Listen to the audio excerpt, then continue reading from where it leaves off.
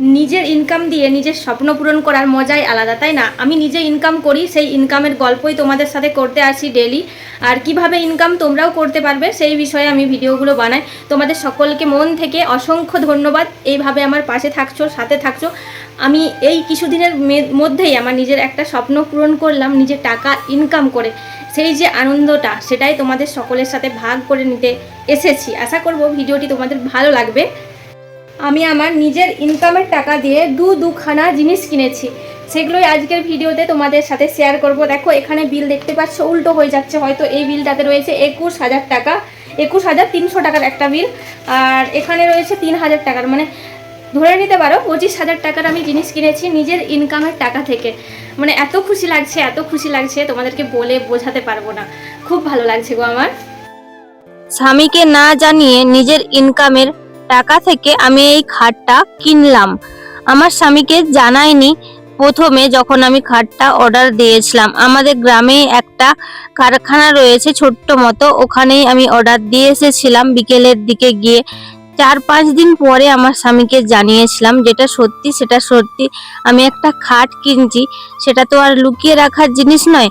আমার ইচ্ছে ছিল অনেক দিনের যে এই রুমটায় একটা আমি খাট পাতবো। আমার মা বাবা আসলে মাটিতে শয়, সেই কারণে কিছুদিন ধরেই আমার বরকে বলছিলাম যে একটা খাট কিনবো, কিন্তু বাড়ির ছেলেরা না সংসারের জিনিস কিনাতে অতটা গা দেয় না, মানে কিনতেই চায় না। সংসারের জিনিস কেনা মানে তাদের কাছে হয়তো এক্সট্রা খরচা, সেই জন্য হয়তো কিনতে চায়নি। আমি হঠাৎ ভাবলাম যে এইভাবে তো হবে না, আমাকে নিজেই ব্যবস্থা করতে হবে। যেহেতু আমি ইনকাম করি, তাই নিজের ওপর একটা ভরসা ছিল যে স্বামী টাকা দেখ বা নাই দেখ, নিজের টাকা থেকেই আমি আমার খাটটা কিনতে পারবো। এই ভরসায় খাটের অর্ডারটা দিয়ে দিয়েছিলাম। তারপরে ভেবে দেখলাম যে না বললে তো হবে না, কারণ বাড়িতে যখন আমি খাটটা কিনে নিয়ে আসবো তখন তো একটা অশান্তি হবে, তাই না? তো সেই কারণে দিন 5 পরে আমার স্বামীকে জানিয়ে দিয়েছিলাম যে আমি একটা খাট অর্ডার দিয়ে এসেছি আমাদের এখানের দোকানে। তো তারপর আর কিছু সেরকম একটা সমস্যা হয়নি। বলছে ঠিক আছে, যে যা করেছো, অর্ডার যখন দিয়েই দিয়েছো তাহলে নিয়ে নাও খাটটা, আর কি বলবো। তো এই হচ্ছে ব্যাপার। খাটের সাথে সাথে আমি একটা পাখাও নিয়েছি, সিলিং ফ্যান, যেটা বাজাজের হাই স্পিড ফ্যান, আর রিমোট কন্ট্রোল। এটা আমি নিয়েছি আমার ভবিষ্যতের কথা ভেবেই, যাতে পরবর্তীতে কোনো সমস্যা না হয়। কারণ বাড়িতে এখনো অনেক কাজ বাকি, রঙের কাজ বাকি, সেই কাজগুলো করাতে হবে। পাখাটা খুলে নামিয়ে আবার রং করতে হবে, তো সেই হিসাবেই নিয়েছি। আর ইলেকট্রিক বিল যাতে কম আসে সেই জন্য এই পাখাটা আমার কেনা। আর এখানে দেখতে পাচ্ছ দুটো বিল রয়েছে, একটা হলো পাখার আর একটা হলো খাটের। আর আমি সত্যি কথা বলতে নিজের ইনকাম থেকে যখন এইগুলো নিয়েছি তখন এত বেশি আনন্দ লাগছে, তোমাদেরকে বলে বোঝাতে পারবো না।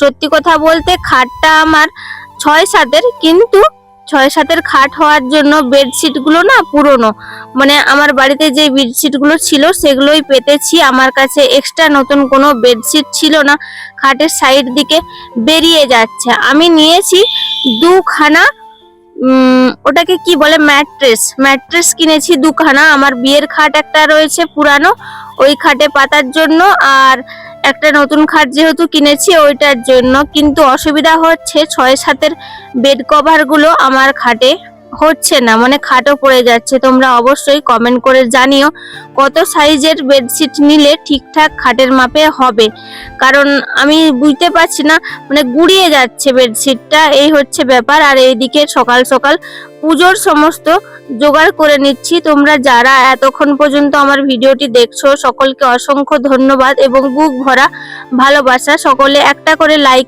দিয়ে দিও, আর অবশ্যই কমেন্ট করে জানিও আমি কোন সাইজের বেডশিট নিলে খাটে ঠিকঠাক মতো পাতা যাবে বা খাটটা ঠিক মতো কভার হবে। আমি একটা বেডশিট, মানে দুখানা বেডশিট আমাকে নিতে হবে, নইলে দেখছি খুবই অসুবিধা হচ্ছে। তবে আমি বেডশিট, পাশ বালিশ আরো অন্যান্য টুকিটাকি জিনিস কিনবো। তবে খাটটা কিনেছি, আমার হাতের টাকা অনেকগুলোই খরচ হয়ে গেছে।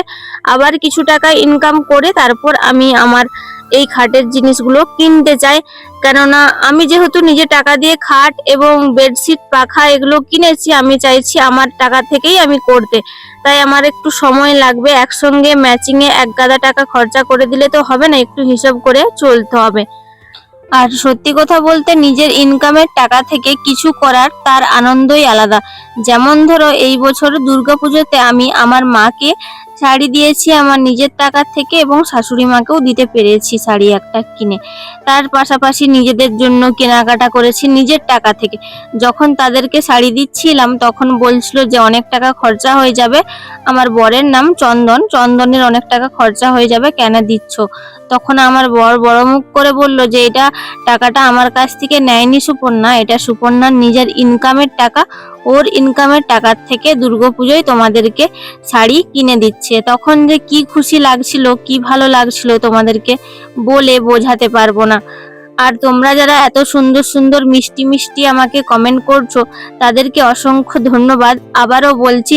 আর তোমরা অনেকেই এই কাজটা করতে চাও, আমি যেই কাজগুলো করি, বাড়িতে নিমকি বানাই, খাটি গজা বানাই, মদন কটকটি বানাই, ঝুরি ভাজা বানাই, তারপরে আলুর চিপস বানাই, তারপরে আমি বানাই অনেকগুলো, আমার মোটামুটি 30 রকমের প্রোডাক্ট এটা ওটা করে বানানো হয়ে যায়। কারণ গরমকালে এই প্রোডাক্টগুলো খুব একটা বেশি বেরোয় না, কিন্তু তোমরা যদি আমার পুরনো ভিডিও দেখো সেখানে দেখতে পাবে আমি প্রায় দিনই অনেক রকমের আইটেম বানিয়ে থাকি, যেখানে 30 রকমের মোটামুটি আইটেম হয়ে যাবে। শীতকালে কিন্তু মুখরোচক জিনিসগুলো খুব বেশি বিক্রি হয়, আর গ্রীষ্মকালে তেল মশলা বা তেলে ভাজা তো বেশিরভাগ জিনিস, তাই মানুষের খেতে একটুখানি দ্বিধাবোধ করে।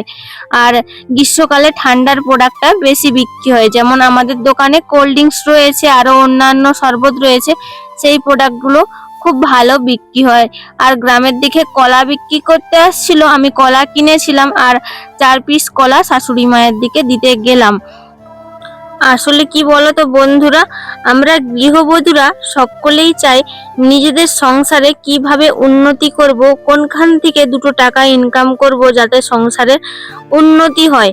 সেই কারণেই আমাদের চিন্তা ভাবনাগুলো সবার একই রকম, তাই আমরা ইনকাম করার নতুন নতুন রাস্তা খুঁজে বের করি, কিভাবে কম খরচে সংসারটাও চালাতে পারবো আর তার পাশাপাশি আমরা কিভাবে টাকা ইনকাম করতে পারবো। আর কখনো কখনো ইচ্ছে করে আমাদের সংসারটাকে নতুন করে একটুখানি সাজাতে, তখন কিছু কিছু জিনিস কেনাকাটা করতেই হয়, না করে তো উপায় থাকে না। সেই রকম চিন্তা ভাবনা থেকেই আমার এই খাটটা কেনা। আমার না হলে প্রচুর অসুবিধা হচ্ছিল ওই নিচে মাদুরি পেতে শুতে, আর আমার মা বাবা আসলে তারা তো সয় কখন কোনখান থেকে সাপ বিচ্ছু এসে যেতে পারে না, তখন বিপদ হতে তো বেশি সময় লাগে না, সেই কারণে খাটের উপর শুলে তখন একটা নিশ্চিন্তে ঘুমোতে পারে। আর সকালের দিকে অনেকটাই দেরি হয়ে গিয়েছিল, সকালের খাবার খেতে নিয়ে নিলাম আমার সকালের খাবার খেয়ে এখানে বসেছি। রিচার্জ করেছিলাম কিছু, আমি রিচার্জের টাকাগুলো গুছিয়ে রাখছি যাতে আমার বরকে দিতে পারি, আবার অ্যাকাউন্টে এই রিচার্জের টাকাগুলো আমাদেরকে ভরতে হবে, তারপর আবার রিচার্জ অ্যাপসে টাকা নিয়ে সেই রিচার্জগুলো আমরা করে থাকি। আসলে কি বলতো বন্ধুরা, আমি একটা কথা বিশ্বাস করি, টাকাকে যদি তুমি ফেলে রাখো ব্যাংকে বা তোমার হাতে ক্যাশ হিসাবে রেখে দিলেও কোনো লাভ নেই। টাকাকে তোমাকে খাটাতে হবে, টাকাকে যত খাটাবে সেই টাকাগুলোই তোমাদের জন্য টাকা নিয়ে আসবে। তাই ব্যবসা এমন একটা জায়গা যেখানে তুমি টাকা ইনভেস্ট করবে, সেই টাকাটা যাতে আরো টাকা বয়ে নিয়ে আসে। আমি যেমন রিচার্জ করি, রিচার্জে খুব একটা বেশি টাকা ইনকাম হয় বলবো যে তা কিন্তু নয়, মোটামুটি একটা ভালো ইনকাম আসে, কিন্তু টাকাগুলো ইনভেস্ট করতে হয় বুদ্ধি খাটিয়ে, কিভাবে টাকাটাকে ডবল করা যায় সেই চিন্তা ভাবনা রেখে কিন্তু কাজগুলো করতে হয়। যে বিরাট কিছু সমস্ত কাজ করলেই তুমি অনেক টাকা ইনকাম করতে হবে, কিন্তু তুমি কোন কাজটা করছো আর কিভাবে করছো, কতটা স্মার্টলি কাজটা করছো সেটার উপরে ডিপেন্ড করে। অনেকেই আছে সারাদিন গাধার খাটুনি খেটে 5টা টাকাও জমাতে পারে না, আর বলে যে এত খাটছি ইনকাম নেই। কিন্তু খেটে শুধু হবে না, টাকাটাকে আমি কিভাবে ব্যবহার করছি সেটাও কিন্তু একটা বড় আর্ট। যদি তুমি টাকাটা সঠিক জায়গায় সঠিকভাবে ইনভেস্ট না করতে পারো, টাকাটা কিন্তু তোমার বেকার হয়ে যাবে। আমি যেটা মনে করি, আমার প্রয়োজন ছিল অনেক দিন থেকেই একটা খাটের, কিন্তু আমি নিইনি। যখন দেখলাম যে আমি নিজের টাকা দিয়ে খাট একটা আমার কিনতে পারবো, তখন কিন্তু আমি নিয়েছি। অনেকবার বরকে বলেছি, বরের কাছে হয়তো হাত পাততে হতো, কিন্তু আমি যেহেতু ইনকাম করি, ওই যে বললাম নিজের ইনকাম দিয়ে কোনো কিছু করার আনন্দই আলাদা। দেখতে পাচ্ছ এখন বসেছি নিমকি প্যাকেট করব আর খাটি গজা প্যাকেট করব। আমি কিন্তু অনেক বেশি পরিমাণে বানিয়ে নিই যেদিনে বানাই নিমকি খাটি গোজা। অল্প অল্প করে বানিয়ে কিন্তু লাভ নেই, বেশি পরিমাণে বানাই তাতে করে আমার বিক্রিও হয়ে যায় খুব ভালো। যেই দিন যেরকম দরকার সেরকম আমি প্যাকেটগুলো বানিয়ে প্যাকেট করে দিয়ে দিতে পারি। ইচ্ছে থাকলেই উপায় হয়।